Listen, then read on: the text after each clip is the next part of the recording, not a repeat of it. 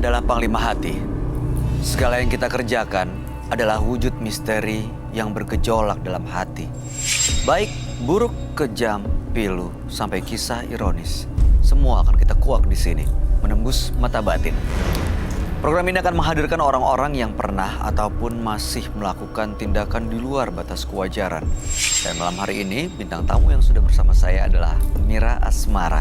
Selamat malam, Mbak Mira. Selamat malam. Terima kasih ada lagi di Menembus Mata Batin. Sama-sama. Sejauh ini saya yakin Mbak Mira punya banyak sekali pengalaman mistis. Ada lagi nggak yang mau diceritain malam hari ini?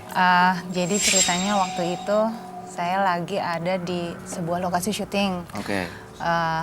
Untuk horor? Cerita-cerita. Bukan horor ya waktu itu? Ada sedikit horor tapi sebenarnya ininya bukan horor banget gitu. Oke. Terus entah kenapa ada salah satu. Jadi udah dikasih tahu karena itu kita lagi syuting di tempat yang memang agak sedikit angker. Banyak pohon-pohon tinggi terus jauh dari keramaian gitu. Jangan bengong. Orang-orang udah ngasih tahu nih sama salah satu kayak pemain tambahan gitu. Oke. Terus tapi tiba-tiba dia ketawa sendiri terus abis ketawa terus marah-marah. Jerit-jerit. Jadi kayaknya Terus ada yang masuk? Kayaknya ada yang masuk. Setengah jam kemudian dia pingsan. Itu jerit-jeritnya gimana, Mbak? Masih ingat nggak apa yang dia teriakin? Pokoknya atau iya teriak. Suaranya kayak gimana? Pokoknya dari yang kayak orang tiba-tiba nggak sadar aja. Gitu terus tapi nanti jadi ketawa yang kayak ada itu loh. Ketawanya gimana, Mbak? Bisa dicontohin nggak? Kayak kuntilanak. Kuntilanak. Tapi terus abis itu hilang? Ya akhirnya kan aduh bingung. Syuting jadi keganggu dong. Betul. Semua orang jadi nggak bisa syuting gitu kan. Akhirnya kita cari dulu. Siapa nih yang kira-kira bisa baca doa? Akhirnya ada nemu bapak-bapak gitu.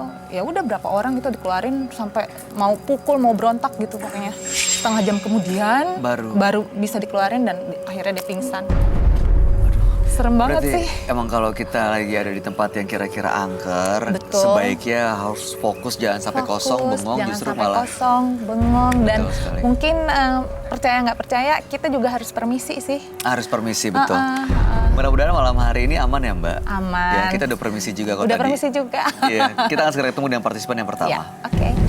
Berikut ini akan hadir seorang pria yang mengaku mempelajari ilmu kebal untuk mencelakai orang lain.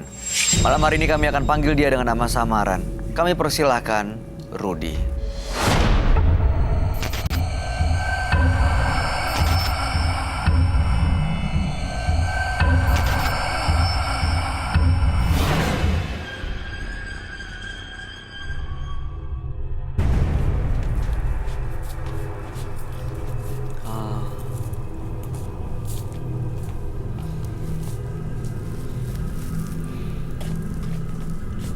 Silakan, Mbak.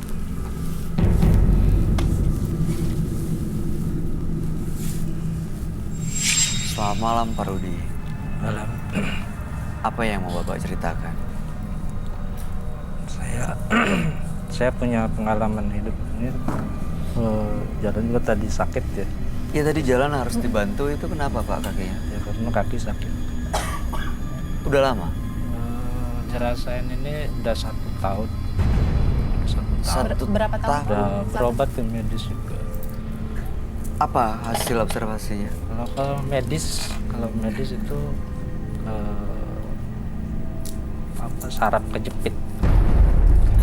Saraf kejepit gitu. Memang Tapi awalnya karena nggak pernah sembuh. Tetap dirasa kalau tiap malam panas. itu awalnya gimana ceritanya? Tiba-tiba aja atau karena sesuatu, Pak? Ya kalau memang saya di samping berobat medis, saya berobat non medis juga. Datang ke orang pintar. Ke orang pintar, menurut orang pintar itu sendiri karena ini santet sudah lama. Santet? Siapa yang ngirim santet, Pak? Ya kalau menurut keterangan dari orang pintar itu sendiri ada dua terduga lah. Yang pertama, tapi nggak bisa memastikan bahwa dia pelaku. Orang dekat. Jadi orang itu dia terduga itu yang pertama itu istri pertama. Yang kedua, saya pernah ribut dalam rapat mengenai warisan orang tua. Berarti saudara sendiri dong.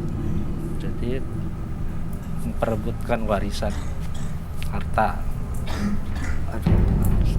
Itu terjadinya memang setahun kemarin?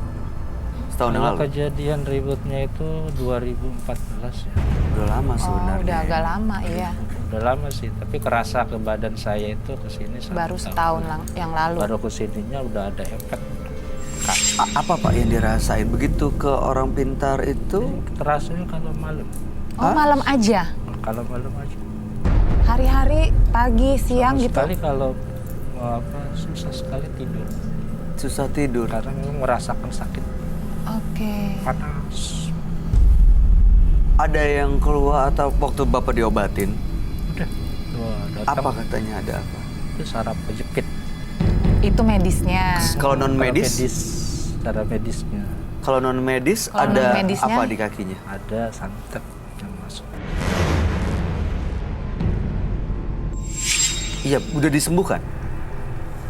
Itu secara non medis sudah saya datang ke orang Cirebon, Gimana? ke orang pintar, Aha. ke Cirebon, daerah Cirebon. Oh, di Cirebon. Nah, terus udah diobatin? Ada batin. Tapi sudah Sembuh nggak? Berkurang nggak? Menurut dia sih ini masih ada pengaruh efek. Tapi membaik memang. Memang agak baik, agak membaik lah katakan. Oh, oke. Saya sekarang masih bisa tidur lah, bisa tidur. Kalau sebelum diambil itu saya sama sekali nggak bisa tidur. Waktu diambil ada apa Pak? Ketika diambil itu di kaki saya dia pakai medianya itu media telur ya, Telur. telur ayam. Nah itu ditempelin di sini. Ya, kemungkinan nggak tahu dibaca dulu lah. Tempelin, itu ditarik. Itu ketika ditempelin di kaki saya itu panas sekali mas. Panas seperti besi yang dibakar. Kebayang panasnya. Seperti besi yang dibakar. Sakit. Gimana sih kalau besi dibakar Iya, itu pasti kita sakit tempelin di banget. kulit ya panas Kayak ya? kebakar ya Pak ya rasanya. Terus? Itu sama dia dari sini ke sini ditempelin, Aha. tarik. Apa isi telurnya? Isinya itu di dalam telur itu kain kapan. Kain kafan. Kain kapan. Kecil gitu potongan kain. Udah segede gini lah ya, segede gini. Aha. Oh, Terus? oke. Kain kapan yang udah warnanya udah tua kayak gitu. Aha. Terus kedua sama kawat. Kawat. Masih ada tapi katanya. Apanya? Wah, Benda yang itu di katanya. kaki. Nah itu setelah diambil itu dipecahin di piring gitu kan, kelihatan sama kita gitu. Nah, setelah itu Banyak. kan dibuang sama dia, sama saya juga dibuang ke kali, suruh dibuang ke kali aja. Ya, airnya mengalir gitu. Seperti itu. Oke. Lalu tujuan Bapak datang ke sini untuk apa? Tujuan saya datang ke sini ya untuk satu, untuk menghilangkan efek dari pengaruh santet itu sendiri. Saya nggak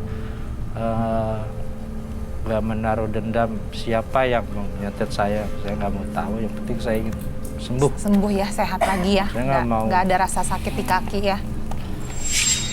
Oke, baik. Mudah-mudahan kita bisa mendapatkan solusi ya buat masalah yang Bapak hadapi, dan mudah-mudahan sehat lagi dan benar-benar tulus nih memaafkan orang siapapun kalau misalnya memang ada faktor non medis yang melakukan ini. Kita akan ajak Bapak untuk langsung bertemu dengan sahabat kami. Dia adalah seorang indigo. Kami persilahkan Roy Kiyoshi. Sebelumnya, tim Mata Batin sudah memberikan tanggal lahir dan nomor rumah partisipan kepada Roy Kiyoshi. Dengan mata batinnya, Roy akan membaca berdasarkan angka yang kami berikan.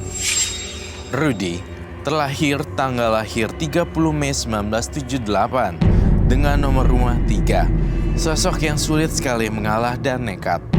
Karena sifatnya yang sulit sekali mengalah, ia menjadi korban guna-guna. Saya merasakan adanya dendam dari seseorang kepadanya yang membuat hidupnya berantakan.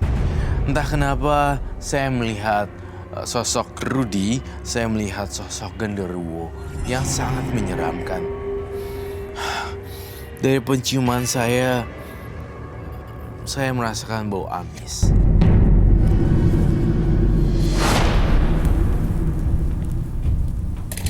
Selamat malam. Selamat malam, Roy. Silakan duduk semuanya. Terima kasih. Kasih. Sebelum saya bacakan, saya minta bubuk kopi.